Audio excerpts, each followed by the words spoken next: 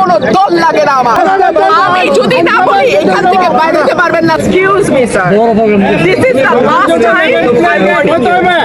I will not listen to this. আচরণবিধি লঙ্ঘন করলে আমরা সব জায়গায় হচ্ছে, সব জায়গায় হচ্ছে, সব জায়গায় হচ্ছে। আপনি পারলে থামাই দেন। আজকে আমি ভদ্রতা করে থামাইছি, নেক্সট টাইম কিছু আপনাদেরকে বুড়া আঙ্গুল দেখায় আপনারা কিছু করতে পারেন না। এইরকম দেখাই আপনাদের। খোঁজ নেন, প্রশাসনে বসে আছেন, খোঁজ নেন।